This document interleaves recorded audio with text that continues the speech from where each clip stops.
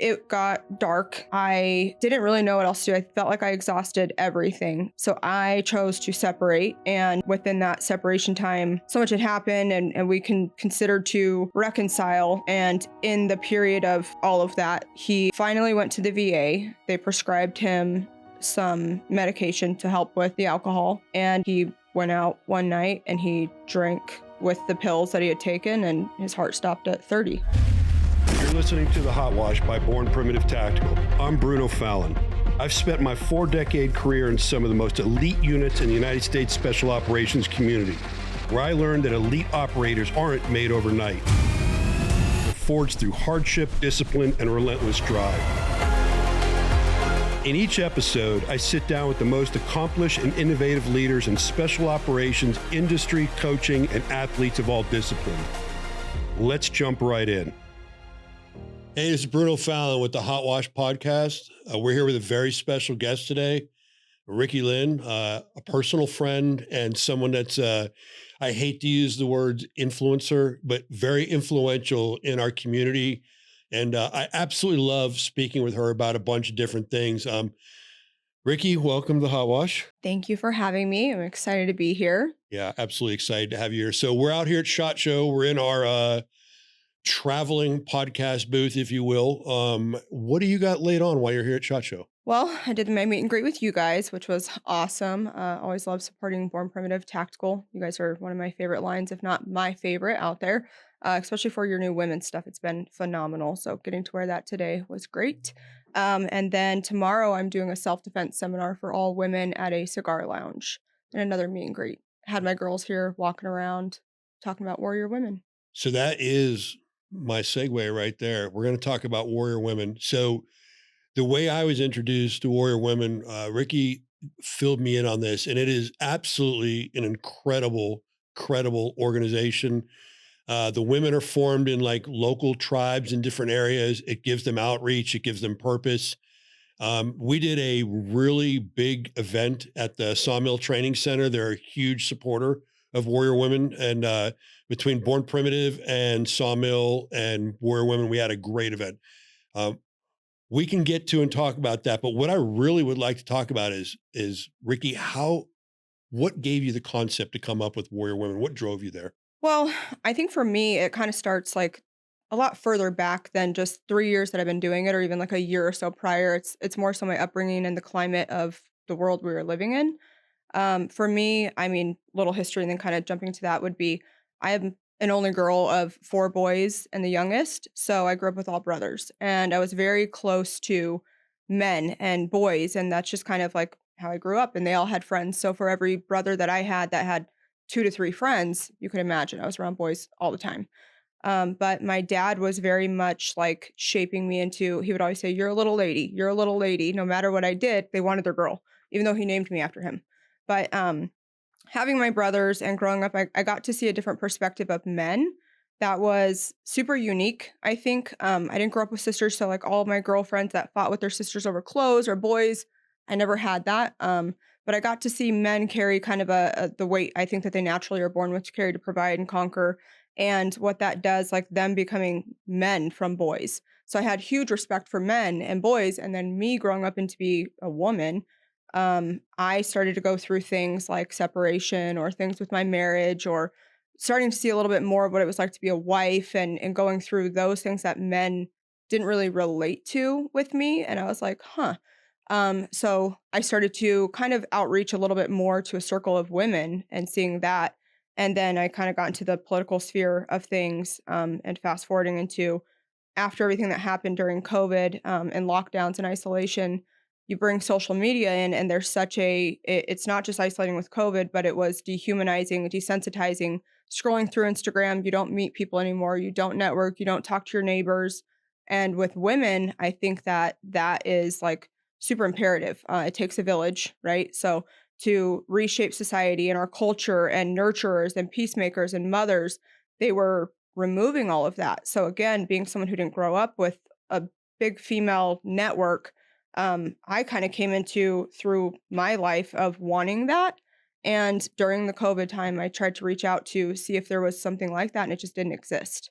There wasn't anything for women that kind of was like how I was, that I'm not just like fit into a box, one trick pony. I like all kinds of stuff, you know? And I think that it's like a primal aspect of women, like being able to just be a woman didn't exist. So yeah, if you follow Warrior Women on Instagram or know the organization, you can see that in the women that are part of it. They become literally the only thing I can relate to it is like a military unit. They're so close. They get this aspect about them that they become a team, they become stronger, and they become empowered, and it's pretty neat. But I know because how well I know you personally that you didn't get to this with an easy path. There's a lot of people, veteran spouses that go through hardships in times. I don't think people truly talk in detail about the impacts of people going away to combat, PTSD, and things like that. And I know that that hit you personally and put you in a different place. Are you comfortable with talking about some of this? Yeah, yeah. I think that, and you and I had discussed it. It was actually something that I put a lot of, I mean, years of thought into, right? Because I think it's important. It's important that it's so close and real for me and raw that it also involves someone else's life who's no longer here. That I'm careful with that and conscious of what I say and how that's painted to other people. But I do think that there's a purpose. I mean, it's my purpose. It's my number one driving factor. It's probably going to be for the rest of my life in some way, no matter where I go in life and things that evolve. But yeah, because I think that there is a benefit, and I know you know, you've gone through so much. I think that that's why I was like, this is where I'm comfortable to talk to Bruno about certain things, and I think your audience as well is gonna be probably not shocked in many ways of experiencing maybe something similar or something like that too. No, I agree with you. The intent of this podcast is solely to number one, take people that are in our community and give them things to think about, make them better, and awareness, if you will. It's not. I'm never going to be the guy that does war porn or something like that. It's just not what we're here for. But your story amazed me because you meet, first of all, the divorce rate in the special operations community and the military, nothing exceeds it out there. It's insane. And I don't think unless you've lived, I'm very close to a lot of police officers, and they have a very high divorce rate as well too. But the contrast I will give you is the policemen usually come home at night. Now there's some jobs that it may not be every night. They have a rough life as well too. But with the military guys, it could be deployments of a year. It could be an unaccompanied tour of 2 years. It could be a combat rotation that's very intense for 90 days. And then you add the stressor of somebody getting killed in their unit and the wives are aware of that. And now they start to look at their husband's deployment even different. So, I mean, what's the mindset? How does that, I've never lived that. I've always been the guy deploying. How does that impact you as a spouse? Well, I mean, I'll start by saying I was 18 years old, when I got married, and then my husband deployed to Iraq when I was 18. He was just turned 20. It's I think that I didn't really relate to that because I was in the mindset of he's deployed. I'm not. Like I'm not the, woe is me. Like I'm at home. I get to go to sleep in my own bed. I get to go do what I want. But I consciously I stopped doing anything when he was gone. I was like, I don't deserve to be going out and having fun and living my life if he's not. And I wanted to make sure that I was around for any time he called. I was really particular on not telling him how much I missed him or how I was stressed out on anything so that he could be mentally like head in the game. They don't prepare you for that, especially at 18 years old.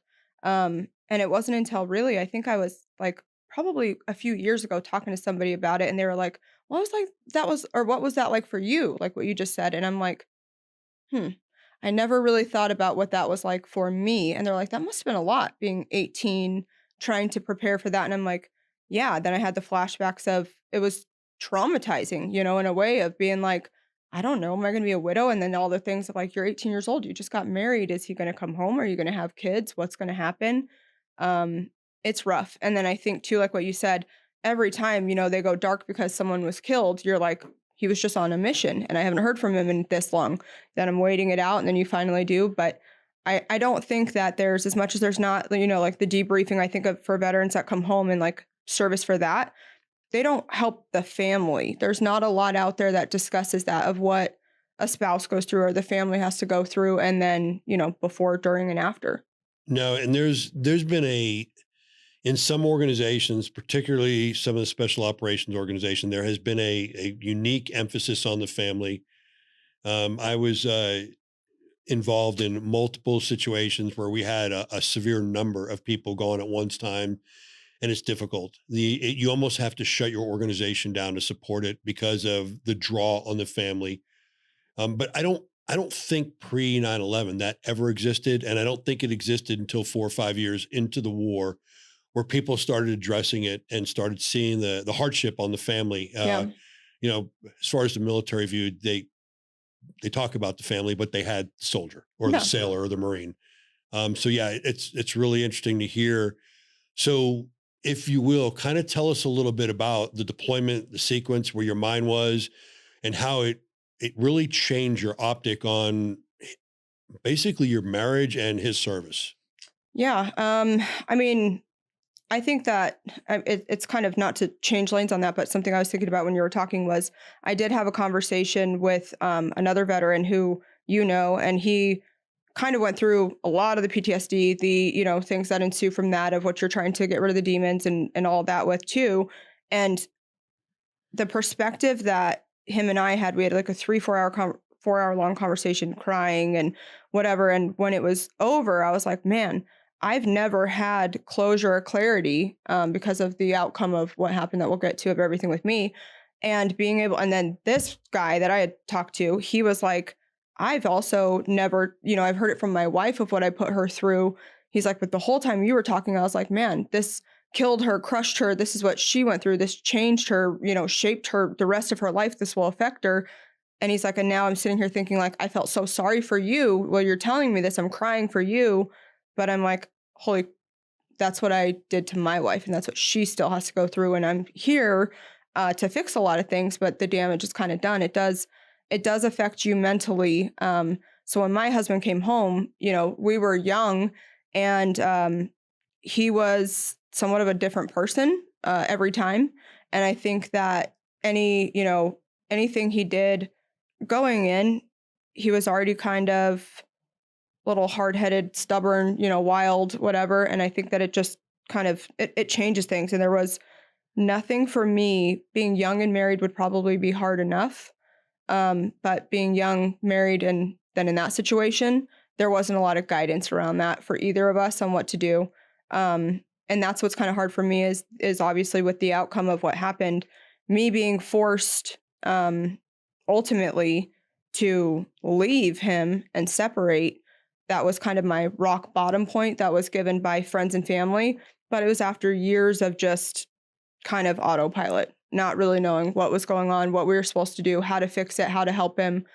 Um, yeah, so it's a lot. So just something I want to bring up, and then I want to continue with this is my spouse, we've been together 20 years, and we got married in the middle of the mix of the high op tempo of the war. She is as much of an alpha as me. And when I would come home, very strong woman, very driven woman, but the fact that I had been gone for X amount of time, and then I want to come back in and be the kingpin, she, like she was it. She had become it. And we would bump just on that. And then after a week, we'd both get back into the grind, and then I would deploy again, and it would just Mm, repeat itself. So even older, more mature couples that have been together for a while, trust me, there's bumps. Nobody comes home from a deployment. The kids, if you have kids, it's always the kids it's transparent to the kids. They just want mommy or daddy home.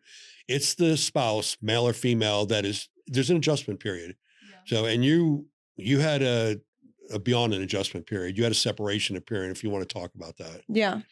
Yeah. We you're talking about when I separated from him? Yes. Yeah. Yeah. It got dark, as anyone who has ever experienced PTSD and alcoholism was the problem with that. And that actually started really, really young and pretty quickly. And then it escalated and it continued to get worse and worse. And that wasn't something I was prepared to deal with either, right? So just when you're dealing with addiction and then you have other problems, again, you're compounding this stuff on to being 18, young, married, navigating everything in life, and then military deployment and all this stuff. But I didn't really know what else to do. I felt like I exhausted everything and I didn't, again, have a lot of support. And I think people didn't really realize how bad it was within our home because it was just like he was good at kind of maintaining and dealing with things. And I was not going to talk about it to a lot of people. I'd reached out to like friends and family for help, like his family particularly. And it was just, maybe you need to kind of scare him straight. And this will be what will make him go get help because the man was stubborn as ever. So that was a problem with it too. And so I chose to separate. And within that separation time, you know, so much had happened and we can consider to reconcile. And in the period of all of that, he was finally went to the VA and they prescribed him some medication to help with the alcohol. And he went out one night and he drank with the pills that he had taken, and his heart stopped at 30. 30 years old. Mhm. And obviously that, how did you, I mean, that just had to wreck you. And Mhm. I mean, you were thinking about maybe making amends, where can this go? Time Yeah. heals all wounds, and then Yeah, boom. we were absolutely back into the, "Okay, what can we do to make this work again?" The resentment from me being like, "You ruined our marriage," and whatever was kind of fizzled of like, "But this is our marriage, and we've done this for 10 years, and we love each other, so let's make it work and figure it out," and then boom. Yeah. Yeah. The last time that I had spoke to him, he was drinking and he was going through a lot of stuff in his personal life and things that happened during our separation. That's all, his stuff. And I was pretty pissed off because I was like, how are you drinking and talking to me? I was super resentful on that of this is what ruined our marriage. And but hearing him, he was struggling. And that's something that's hard for me to swallow was again, I felt like I didn't know what to do.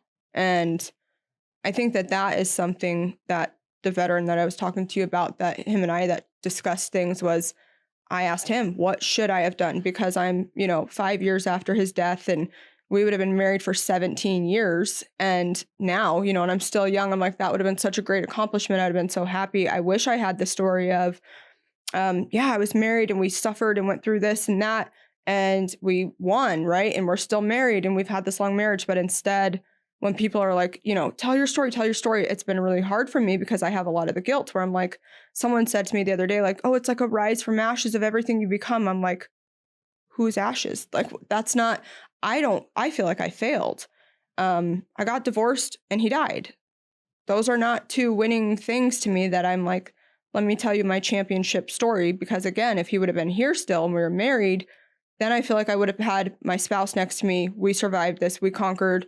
Here's the story. But it's like, I still to this day, I don't know what I would have done differently, how I could have saved him. The guilt of, holy crap, I knew he was suffering for 10 years and I did beg certain people around us and what was going on. And then I left him and he died, you know? But well, your story, and we're going to get to that, is what you've done with it in the aftermath. And I mean, and don't, so I'll just and give you a break here for a second. I have a belief. So when I separated or retired from the military, 30 years, I refused to have them diagnose me with PTSD. My culture, when I retired, we were very proud. I wasn't looking for, VA benefit or something like that. I was like, no, I don't have it. And I'll be honest with you, I sat down with a bunch of veterans afterwards that are 30, 35-year guys that are some hardcore dudes in the soft community. We all looked at each other. We're like, yeah, we all have PTSD. We Yeah. know we do. There's not a guy, but here's the one thing I can tell you, and this is a belief. This is not science or anything. I think everything that the guys I run with, the guys that are pretty hardcore, I think the thing that affects us is, truthfully, not the separation from family, not the deployments, not the fog of war, not battle. It's losing your buddies on the battlefield. It's that simple. Um, that's the one that wrecks us all. That's the one that gets us emotional. That's the one that gets some guys to get out at an earlier age. They especially depending on when their period was in the service. We've had a couple events in our community where we've had grave loss in units, and it changes and alters people. So I have never lost a sibling or a spouse or anything from an impact of PTSD or war. So when I sit here and I hear your story, I'm trying to relate, but I can't be in your shoes. Yeah. So I could never have been in my shoes. I think that there's so many, even when people are divorced is like death. I'm like, yeah, that stung. That was rough, but he was still there. I think it was that ultimate the day that I got the call that he died was like blackout for me because I immediately was like, no, I can fix this. Where is he at? What do you mean? What did he do this time? He's an idiot.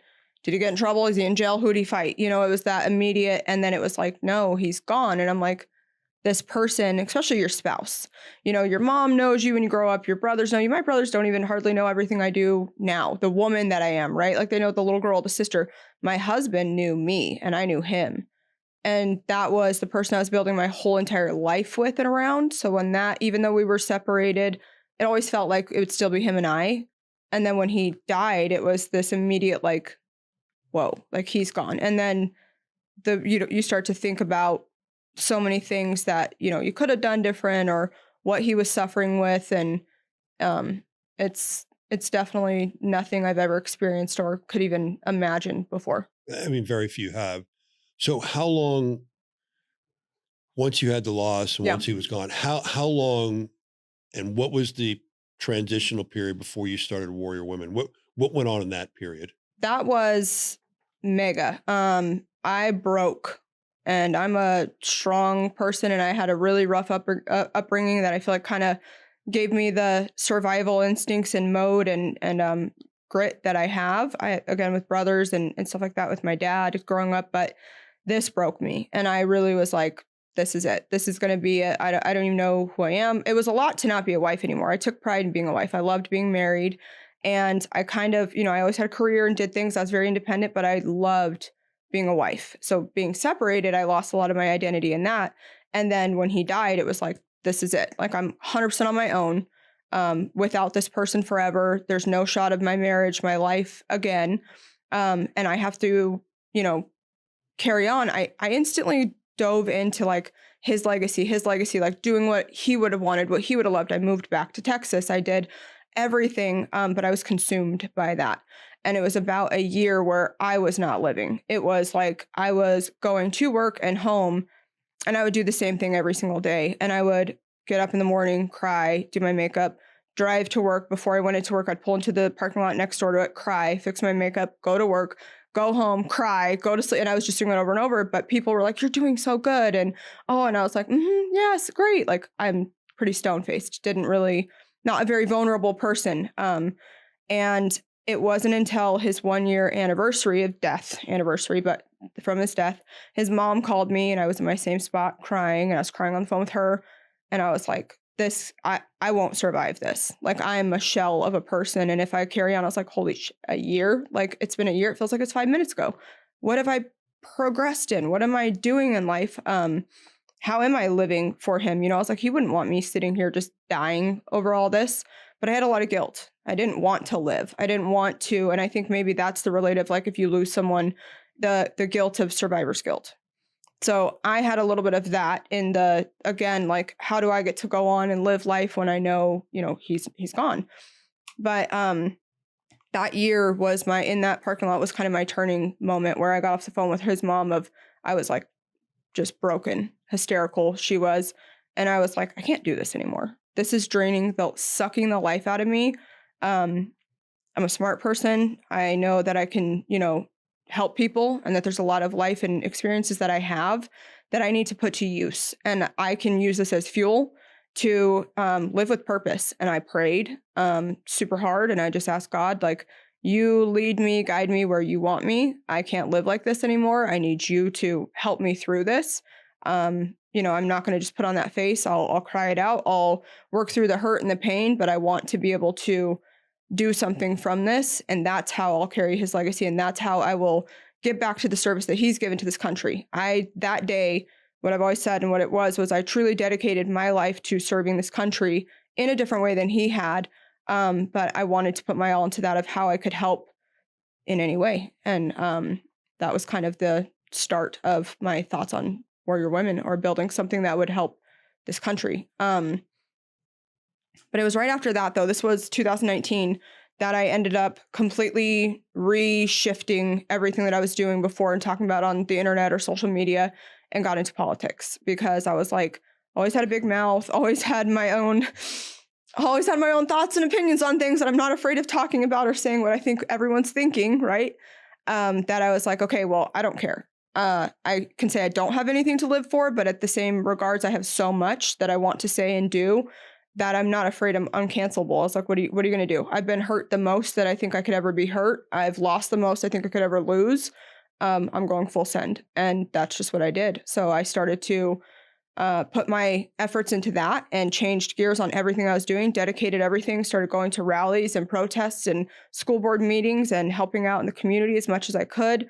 And within 6 months, I was recognized by the Trump team. And that's when they interviewed me. It took 2 3 month process, and I was hired by the White House to work under President Trump in 2020. which is awesome. Mhm. So if you don't follow Ricki on Instagram, if you're an Instagrammer, I'll tell you, she puts some posts on there that some make me chuckle and some make me go, "Wow, I did not know that." But she absolutely exposes all the stuff that's going on out there that's kind of whitewashed. And for the people that are probably listening to this podcast in our culture, I mean, we all know where we are. And we all know that we have a great 4 years in front of us right now because we've just had a major change. But it's interesting when she would post stuff, I would read, I had no clue. And I would sometimes message her, sometimes go look myself for the source, and it was spot on. So it just, to me, I had a prior guest on here, and we're talking about reading and information search and keeping your motor going in your brain. You actually provide that to me. Good. You're almost like my political advisor. Yeah. So, but no, I think that some people might see you come off as a very, very hard right conservative, Yep. but I don't really know. I'm not. I think we're coming from a place right now in the country. We're just calling it as you see it. That's it. That's it. I'm like, there's no like little category. This has always been who I am. Like, again, when I said I don't fit into a little box, that's what I modeled Warrior Women after is I'm not just one way or the other. I'm just going to say it like it is. This is how I feel. And I don't usually put stuff out there in an opinion based form because then people who are different, they're going to not even listen to it. I post questions. I'm like, look, these are the facts. Here's a question. If you answer yourself, you're going to lie to yourself if you don't come up with kind of a common sense conclusion to it, right? Right. So a lot of people, I want all sides. I've had conversations with people who wouldn't know my views, and I can get them to completely go, yeah, you're right. And then I'm like, oh, yeah, I'm a Trump supporter. Then maybe they wouldn't like me. But if they would have known that up front, they probably wouldn't listen as much. But it's just common sense. Like to me, it's the truth. And I think it's what needs to be said. I think we're in a culture, in a world right now that is so soft and it's intentional because weak people are easily manipulated and controlled. So I'm not going to ever falter to that. I don't care what I endure. And I think, again, a lot of that does come from losing my husband. In that moment, I mean, I vowed under God, like I was going to live with purpose and that's it. Like I'm going to live for the truth and what's right. And, I'm going to serve in a way that I think my brothers, they have families and kids, and they would always tell me like they loved what I did and supported me fully because my brother's like, I'll slit someone's throat if they come in my house, but I'm not going to leave my wife and kids to go out and fight all these people. There's people that go to war and do that. And then there's men that are like, I think it's a little bit, the American dream is kind of complacent and comfortable in that sense of you get to build incredible things, but it makes you fearful to lose them. I am not afraid of losing anything. What has been, what I've gone through has taught me that it can happen in a blink of an eye. And again, I feel like to me, that was the hardest thing I could have experienced, that I am like, I'll take it. I'll take it all. I go through being trolled, being hated, being judged. I don't really care. I'll be the one to do it. You said something that hit a note with me. I mean, everybody knows I'm, just about 60 years old, and I come from a very hardened culture. I mean, my whole lineage is Viking lineage, Norwegian. I truly believe two things. I'm with you on the whole COVID thing. It was a social experiment. We all know that. I think the science and the proof is there. But going further than that is we're definitely a softer culture now. I always refer to the modern man. And it's kind of funny. I hear women complaining it more than men. But again, when you hang out in a culture that I do, I'm around nothing but military folks, military special operators, SWAT guys, and law enforcement, and that's the culture that has remained true for the most part. So I don't see it as much and get exposed to it as much, but it's definitely out there, right? I mean, it's tough, and we're gonna get to it later. But you actually were lucky enough to find one of the good ones still that's out there recently, and we'll get to that. But okay, so now you've laid a foundation for Warrior Women. It's getting ready to go. Kind of tell us how you launched it. Well, so worked for Trump, very briefly, very short, was hired fully, and then we all know what happened in 2020. So that was unfortunate, and I was immediately blacklisted from Washington and the White House. Anybody who was lucky enough to be a staffer for him pretty much was. So I just made it right in time to make it to all the good lists. I was like, please put me at the top. If I'm going to be on the list, I want to be on all of them, and I want to be on the top of them. So I've got to go big. But after that, I was like, you know what? I can get into Congress. I had a lot of opportunity in media. I was doing a lot of influencing stuff then. I worked for some great organizations. And then kind of, I think my look, I'm tattooed. I don't speak like your everyday conservative Republican, woman, that it got a lot of attention. And I was really lucky to have so many opportunities. But for me, it was never about that. Again, like I knew my personal mission and purpose that I had between me and God and whatever, was set out in my life and the path that I was on. That I just wanted to help and serve people. That was the ultimate. It wasn't the influencer stuff. It was that doing what was right. And so after that, I was like sitting there, and that's when I was kind of looking. I'm like, women, I would go through my DMs all the time, and women would always be writing to me. And I noticed, because we're talking about masculinity or the lack of, that there was the attack on men, right? And because you're the enemy, you just talked about the group of men that you're surrounded by. Yeah, if I was the enemy, you're my worst nightmare, because you're the one that's going to fight for your family and the kids and the people and the good. And you're scary, right? But if you're, broken down and whatever, you're not. So men were going through that, but I saw a lot of women sticking up for them. And then when everything was going on with the schools and indoctrination and grooming, women were fighting for their babies. And I was like, man, these women are looking awesome. There's some fierce women. And again, me not having a lot of women in my life, I didn't respect a lot of girls growing up because I didn't like their behavior. The women that I was seeing, I was like, these are my people. These are mama bears that are like willing to stand up for their husbands and for what's right and their babies. I spent years in government and politics and yelling what I would say is at the sheep, trying to wake these people up and saying what was, over and over to them. I didn't realize all the lions that were behind me. So I finally turned around and was like, no, I'm going to build something with them. I want to bring these women, uplift their voices, have a platform. I always said my vision was warrior women, like women standing side by side just across the world, like hand in hand. There's no leader, there's no one in front of the other. I don't want to be the face of anything. I want every woman's voice to be heard. And I just started the concept of a women's organization for that. And I made the first thing I did, it was funny, was put a post out about if women wanted to get on a call, a Zoom call, because it was during COVID. And women would ask me questions all the time about like laws or masking their kids. And I read one DM one time from a woman who was a nurse. And she was like, I just moved to Idaho from wherever. I'm single, separated. I have two babies. One's like 4, one's 2.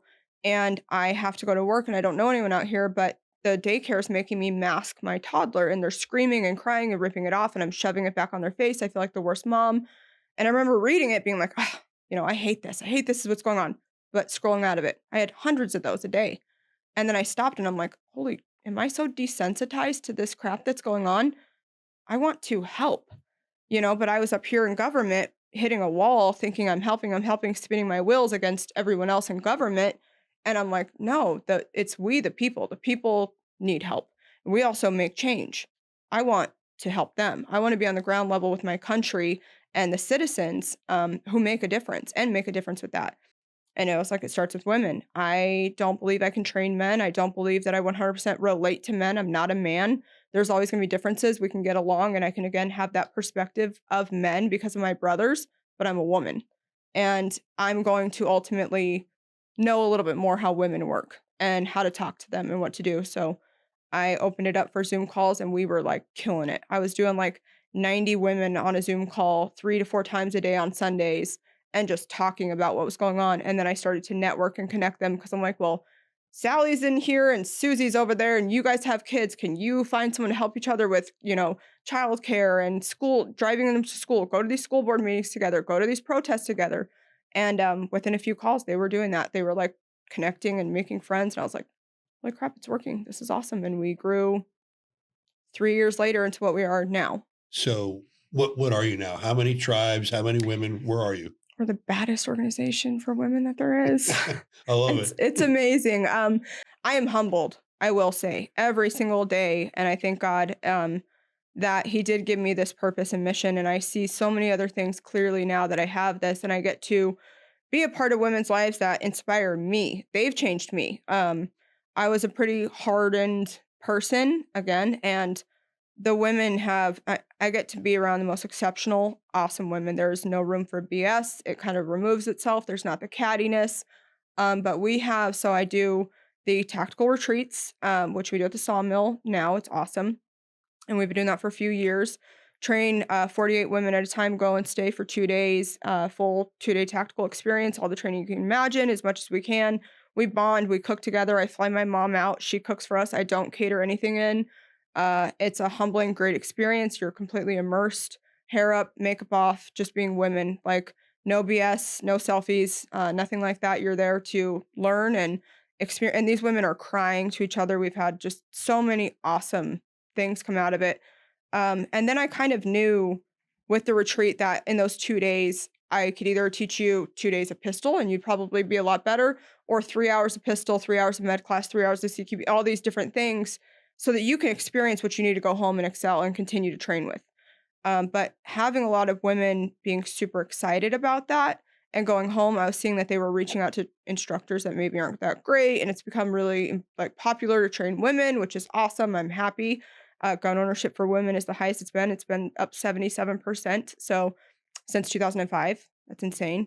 But I started to expand into an IF program. So we not only do our tactical retreats at the sawmill, I partner with instructors that are vetted around the country to do local range days and training jujitsu days with women so that they can still train when they go home. And it's vetted. And again, it's all planned out for them. We do a series throughout the whole year so that they have classes to go to. And then we have our local villages. So with the villages, the whole premise of that was built off of it takes a village for women. I wanted again, they build this bond over the phone or at our retreat and then they go home, right? And everything goes back to your normal life. That they have local villages within their community that they get together, they volunteer. We have women helping out with the fire. We did North Carolina. They go on, girls' trips or lunch and stuff like that. They just get together, animal shelters, whatever they can do to grow their community or just help. If a woman is sick, I'm like, help, bring a casserole to her house so she doesn't have to cook for a couple days. Like that stuff is missing from our society of being just a good person and helping someone. There's not a lot of outreach anymore for those things. You don't borrow something from your neighbor anymore. You don't even know your neighbors. So I really want to reshape culture and society with that. But we have 40 plus cities right now that have villages in them. There's thousands and thousands of active women and growing and expanding. But I kind of drew back on that while we refocus some things, but we're crushing it. So if there are ladies listening to this, or maybe even husbands that think this would be really cool for their ladies, how do they find out what cities the villages are in first? And then second question, what if they don't have one? How do they start one? Perfect. So warriorwomenintl.com is the website. There's actually we actually just recently updated it. So you can go right on there, go into the villages, and you can either become a member or start a village. And it'll tell you what villages we have. And if there's one missing, you can start a village. You'll go through some videos on onboarding, and then you become a leader, and we start pouring all the women who have been in waiting into your village. That's awesome. So let me talk a little bit to the tactical retreats because we know the folks down at the sawmill really well, and the level of training down there is amazing. One of the individual that runs the training down at the sawmill is a retired multi-decade special operator that we all know personally. So when the ladies go down there, it's not handing them a pistol, and saying, there's downrange, go shoot. They're actually getting professionally trained by soft operators, and they have that regional now. Well, we actually have some of our ambassadors for Born Preventive Tactical that are some of the regional instructors. And I encourage all my ambassadors to do that. It's a great program. And if you think about like what guys do, guys go play golf together, this is just at a different level where the women get to do something. And I've talked on a previous podcast about even special operators going out and being put in a firearm scenario out of your comfort level, how it builds you as a person. What I would just say is that for the women listening to this that think, oh, maybe that's too much for me with the gun work and stuff like that, it's not. And my spouse is an avid shooter. I actually call her Annie Oakley. She's very good with a pistol. Ricki can shoot. It's not designed for you to come in and have to be a pro. It's designed for you to come in and know nothing and come out the back door and being safe, competent, and empowering. Anything to think about that? Yeah, no, 100%. I always kind of joke. I'm like, look, we're not like breaching buildings in Afghanistan. So, like, shoot houses are fun, but I'm trying to teach women how to get in and out of their car safely from the grocery store with their babies. And it is very much like beginner level. Or if you are, an active shooter, it's great to be able to go out and still learn. I think I learn from everyone. Anytime I go shooting with someone and they're like, oh, but you already know, I'm like, no, don't come at me like that. I want to see everything. I want to know. I want to learn. Never stop learning, especially when it comes to self-defense. The self-defense seminar that I'm doing tomorrow is a lot of what I debrief the girls with after our retreat. So I'll sit down for 2 hours and talk to them about everything we've gone over. Again, you're going to hit about 3 hours of each kind of topic. Simunition, we'll go through situational awareness. There's so many facets of your daily life. To me, the firearm, I'm a Second Amendment advocate. A big part of Warrior Women was creating female gun owners because it's not only making women safer, right? We're also like not victims anymore. While the criminals have been put up on this pedestal in the last 4 years, we're able to fight back. But it is protecting the Second Amendment too, because these women, you may not be for or against it, but there's a difference when you comfortably and confidently know how to carry and own a firearm, and you're a mother or a woman. It is life changing to be able to. I feel naked without it. The sense of confidence that I have, but I also know the seriousness of that tool and what it's used for. So we advocate for all of that. It's safe. Gun ownership is huge. Going over your basic pistol and fundamentals is great, but it's the same thing with all of it. So yes, the retreats are all skill level, I would say, but very much so beginner based, and it's not just tactical. I do get pretty serious about it in the mornings, like line up, let's go, we're going out. There's no BS. It's not about looking pretty. That's a part of the primal aspect to me of being a woman too. It's taking it all back of like stripping everything away. It's not just the firearms of like this is going to be hard, some fitness type event. It's the immersion. Can you speak? Immersiveness of the experience to be able to just kind of like feel empowered and learn and support each other. But it's incredible. And yes, everybody at the sawmill is, if it's not broke, don't fix it. And that's why we've continued to go to the sawmill, because I'm bringing women out there who most of them have never even held a firearm. And if you go and you've trained or you go shoot, I've had experiences with jerks. It makes you not want to do it again, right? So if you get yelled at or treated crappy or you have a scary incident, that's never happened. The sawmill has been so incredible. I actually was asked to go out there to do content for them 4 years ago.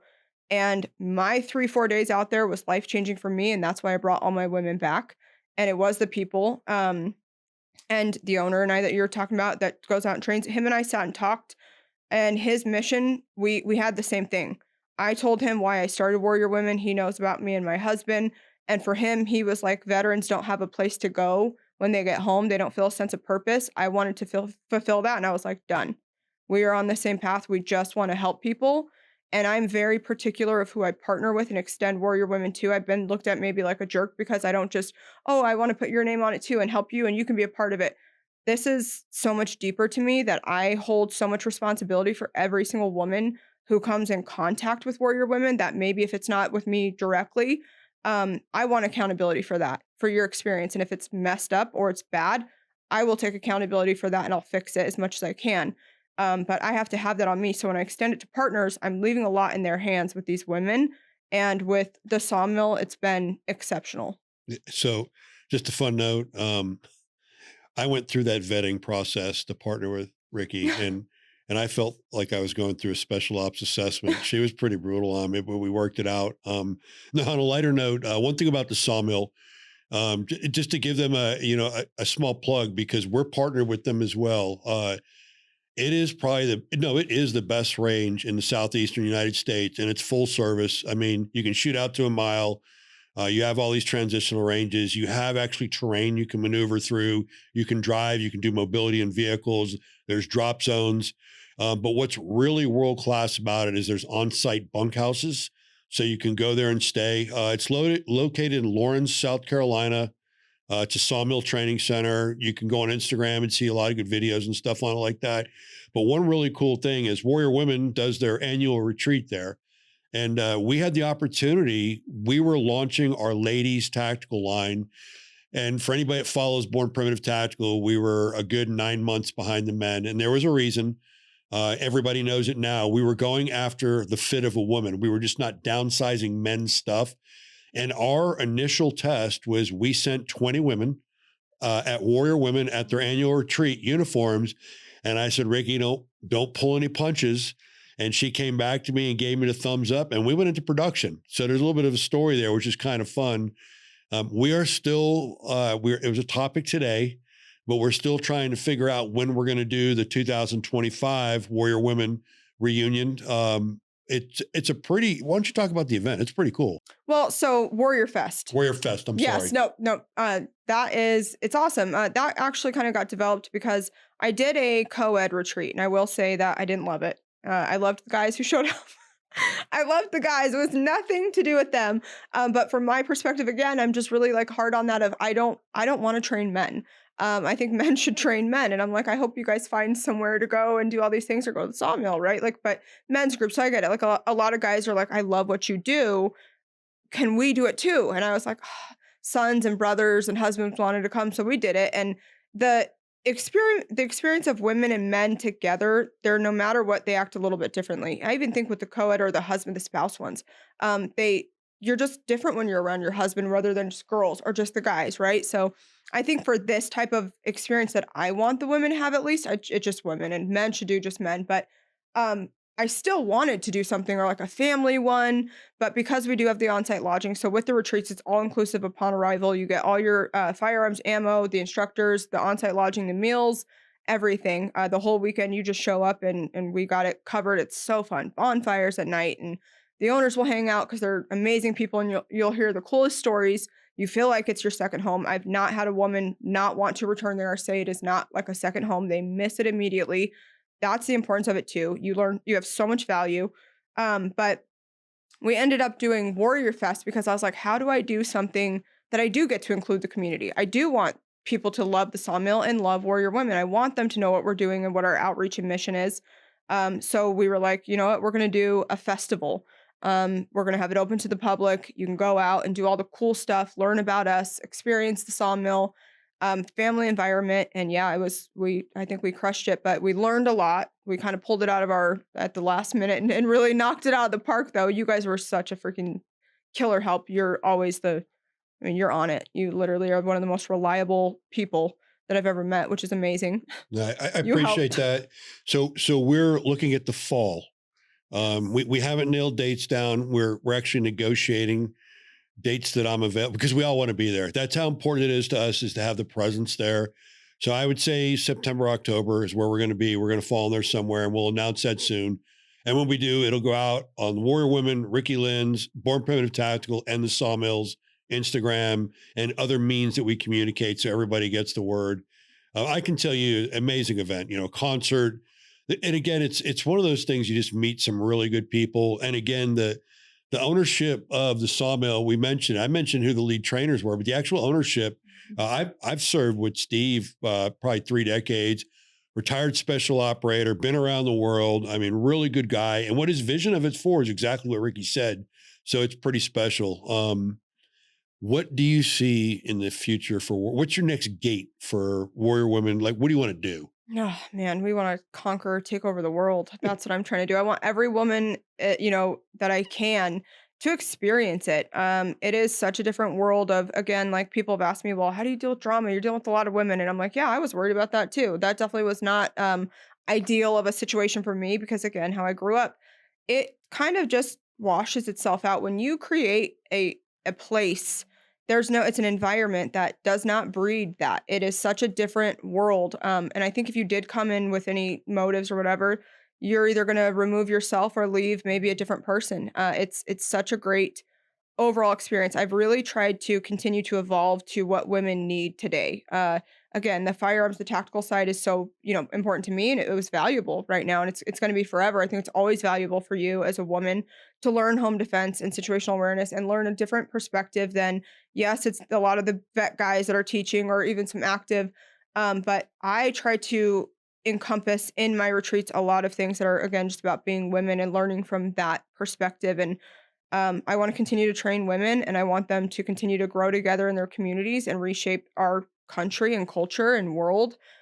Get back to just being good people, good citizens, being proud of being a mother and a wife and not being replaced with some weird words of chest feeders and this and that. And just, excelling and becoming the best version of yourself. That's kind of the premise of it. We have a few different mottos, which is one is I knew I could help, so I did. That's what I started off of was once I read that DM from that woman and scrolled past it, I realized I had a network of, the president's son, people that I can speak to that can help with a lot of things. Why am I not utilizing that to help people? What is it all for?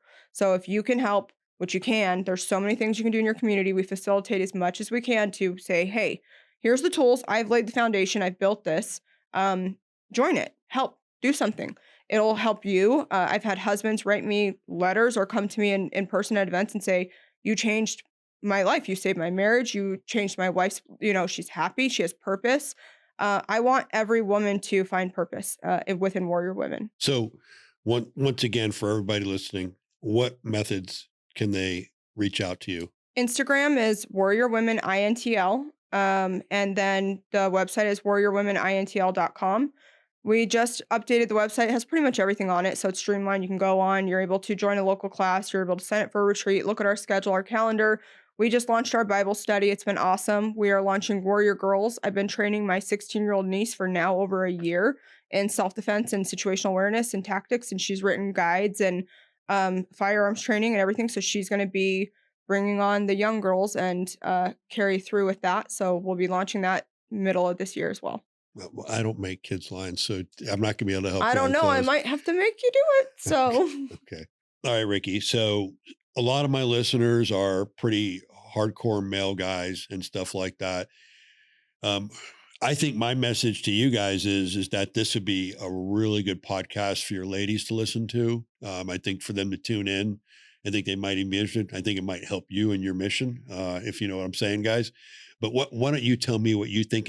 And the whole piece about what really is the underlying tone here. yeah, absolutely. Again, like when I was starting it, it was because a lot of things that were going masculine men were the target and attack, and I think now femininity has been under attack as well. They're trying to remove, you from being a mother and being proud of that, or being a wife and serving your husband. I wanted to bring women together to support masculine men, to just be women again, and it wasn't about feminism or us just hurrah, only together. It was to become better women, mothers, and wives. That was the ultimate purpose and it's been really cool because I know that that has hit by the men that I've gotten to meet. And again, the husbands and the messages that I've received from them saying, like, man, you made my wife so happy. But not only that, when we did Warrior Fest, we had a bunch of the volunteer women come out. We also let their husbands come out and they were like, oh, you guys aren't like playing like, G.I. Joe and trying to be like the guys out here. There's a whole different realm and aspect to this. And it is about just being women again. And being fulfilled in that and kind of living your purpose as just a woman, whether that is learning how to protect yourself and your family, but being a good spouse, being a happy, fulfilled woman, and uplifting and supporting masculine men, which I think all of your listeners would be pretty happy about. Yeah, I mean, and guys and gals listening, I think that's really essential to get there. Is that that's the most important thing to take from this? Is when you go to an event, you see that they're not trying to produce women wearing green berets. What they're trying to do is empower these women to get stronger and to go back in and be moms, wives, and get a little bit of the out of the box adventure in them to bring them that cohesiveness and let them bond together and learn. From my personal experience, one of the things that my spouse never wanted any part of was a wives group. Um, what she found every time, my wife was a huge supporter of me deploying. That's what I was built for. That's literally what I lived for. She would go to these meetings and the women were whining and bitching about their guys being gone all the time. And she wanted no part of that because she supported it. This is not that. This is, a totally, as you just very eloquently put. So I just want to clarify that because it's not an attack on men. It's actually embracing it, which is kind of cool. Let's shift gears for a lit. I mean, I wanna say that I make the women cook together for a reason because we belong in the kitchen, so I'm not a misogynist, but that's also a good part of it too. So we're learning how to cook together because I think that that's what we should be doing. That's it. no, that's awesome. So let's. I mean, I appreciate you telling your story. I know that you actually held together amazing, by the way, because when you kind of let me peek into this, we both kind of got a little emotional. So I think having gone through it once might have helped. But let's talk about the bright side. What's going on in your life right now? Because there's something really cool going on. This? That, Yeah. yes, I am engaged. Yes, and it's been awesome. God's timing is very right. And I, for a long time, 3 years of building Warrior Women, put my head down and was just diehard focused on my mission and what I was doing. I worked full time commercial construction at the same time, running a business and running another business 24/7 and just truly wanted to serve and again continue to ask God just to put me on where I was supposed to be, live through His will, and that when the time was right, that's what I would do. And I've always been the most fulfilled being a wife. I loved that Sunday mornings, doors and windows open, cooking and cleaning, and that my husband outside mowing the lawn. That was better than anything I've ever done, and I've done some pretty cool stuff. I love what I do now. But that brought me the most fulfillment. I lived in LA. I went to the Grammys, the VMAs. I've done some cool stuff. I've lived tons of, lives, I feel like, from the White House and on. Warrior Women, though, has been something that is so impactful and special to me because, again, it is truly what has pushed me through. I want to continue to grow that. But again, knowing that someone who supports and understands and sees my mission, which he does, my fiance does. He does a lot of that with him for himself. He's a veteran, had a long line of service and all the things. And we kind of get each other and we want to promote that and push each other to succeed in our service. And understanding that that's kind of what drives us now. And but ultimately, my girls know this too. I'll never ever give up on Warrior Women. It's going to be around for as long as I am. That's something that I have found. Again, purpose is just the word, and it's so true. I mean, I have found the ultimate purpose, and I know I've given women that. But being a mom and a wife is always going to be number one for me. yeah, you did good. He's a solid dude. I love him. He's a big man too, for what it's worth. I mean, 6'4", not many and I'm people, not. not many people stand next to me, and do I feel like I need to hit the gym? So something else cool. What did you do last night? Tell me about the Gundies and you being a presenter. That's kind of cool. Yeah, the Gundies is awesome. It's a really great concept. It's an award ceremony, show for top creators or two-way voices, stuff like that. So we had a lot of mutual people that are involved in it, and I was a presenter. So I was nominated as most influential female of the year, and then didn't win. Uh, remember that. But I got to go up on stage and present a category, which was awesome. So it was really cool. No, that's cool. Yeah, we've got a very good mutual friend. One of my lead ambassadors, Kyle Morgan, was up for Trainer of the Year, and he didn't win either. So somebody's got to let me know who I got to write a check to because Hmm. Kyle's a rock star. But no, that's kind of cool. I did not even know what the Gundies were until you told me. Yeah. So I had to look it up. And then Kyle's like, "Yeah, I'm up for Trainer of the Year." I'm like, "Okay, this is kind of cool." So I may have to figure out how I get Born Primitive Tactical involved in that somehow. What else is on the horizon for you? What else do you have out there besides you run like me. You run on adrenaline. You're going 1,000 miles an hour. What else are you not telling us about? I mean, honestly, everything for me, my ultimate goal would be to continue with Warrior Women, grow it to what it is, and be able to be barefoot, pregnant, and living on some land in 6 months. I love it. Amen. I love it. I love it. And you know That's it. what? Well, yeah, but I mean, you've worked so hard for it. You've earned it. And everything that the organization is about is getting you to exactly that, Yeah, right? Um, 100%. And other women. I mean, whatever, again, like I was talking about the mottos of I knew I could help, so I did. It starts with you and it ripples from you into your home, to your community, into your country. And people think that what can I do, that's going to make a change. Well, if I wouldn't have done this, Warrior Women wouldn't exist. And so many lives have been changed through that. So continuing that, and we are just a community and organization of women coming together to make the world a better and safer place by becoming the best version of ourselves. that's awesome.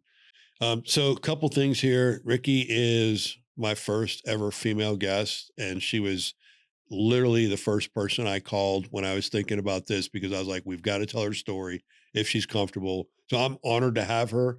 I'm honored to be the venue that allowed us to tell her story where she was comfortable with me and us talking about it. I mean, the name of the podcast is the Hot Wash. And as we discussed when we launched it, that is a traditional name for a debrief after a very significant event, whether it's a combat operation, a very intense training event. And to me, this was a debrief of a very significant event. You got to hear live about a spouse that went through personal loss, trauma, and bounced back out the back end and is helping a lot of people with that, which to me is amazing. I mean, I believe everybody deserves a second chance, and I believe everybody's put on this planet for a reason. And I think we found what Ricki's reason is. And there's probably so much more left. She's got so much energy. And I'm dead serious. If you really want to get up to date on what really is going on in the world, you got to follow her on Instagram. It's pretty amazing. There's some things I'm like, I don't think I can repost this as a brand. But anyhow, Ricki, honored to have you. Thank you so much. Anything else you'd like to say? I love you to death. I love you guys. I support your mission and your brand. Again, with me being so particular on who I partner with, you have excelled past any expectation that I've had, especially just business, friendship. But again, with your mission and purpose, you lead with integrity. You are a true leader, and you are a man of your word. So I appreciate you guys so much, and the continued growth that we all have and everything together. I look forward to Warrior Fest 2025. Yeah, so do I. And just one note on that. Anybody that's in my circle, whether they're an ambassador or collaborating brand or my employees, I am running both Born Primitive Tactical and Outdoor like I did in the military. It's a team, and to me, it's family. So we extend that. We take care of them. We bring them, what's the movie, in the trust tree. And Ricki, just from the second I met her, I knew she was just one of those golden BBs you hold on to. So again, thank you for coming on. I look forward to when you're barefoot and pregnant, and we're going to do this again. That's right. Okay. Awesome. All right. Thank you so much. Thanks for tuning into this episode of the Hot Wash by Born Primitive Tactical. Don't forget to like, subscribe, or follow us at Born Primitive Tactical. I'll see you next time.